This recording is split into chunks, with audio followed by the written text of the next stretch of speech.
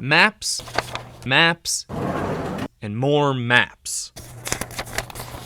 And we're up to nearly 2 million items now. This is the second largest geographic repository in the country, the American Geographical Society Library at UW-Milwaukee. Georgia Brown is the interim curator. So this is called the All-World Monster Map, which shows you where you can find Bigfoot and where you can find the Freak Daddy.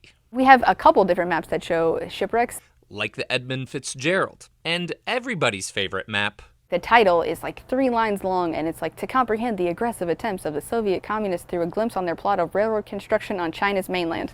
I remembered it. The goal is to preserve maps for historical and educational purposes. You know, when I think of maps, I often think about them as being very scientific and exact. But for thousands of years, there's been tons of errors in them, whether intentionally or unintentionally. Mountains, rivers, streams were where people thought they were, where they have changed over time. Or maps like this from an explorer who set out to reach the North Pole, didn't make it, and then named a made-up island in honor of his benefactor. So it is possible that he saw something. It is possible he just made it up. The most prized possession in the collection is this, the Leonardo Mappamundi from 1452.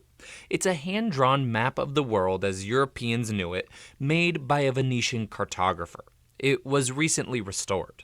An interesting thing about it is that east is at the top because it was considered the most holy direction. In 1851, a group of New Yorkers created the American Geographical Society. In the 1970s, the group had to sell its building and the collection. That's when it came to UWM in 1978. Reading a map can also be about what kind of stories are behind the map.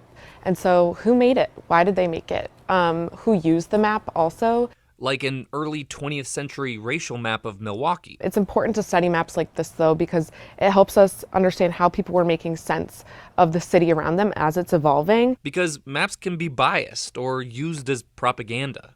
In a much lower stakes example, take a points of interest map along a route or an estate. My points of interest would be different from somebody else's.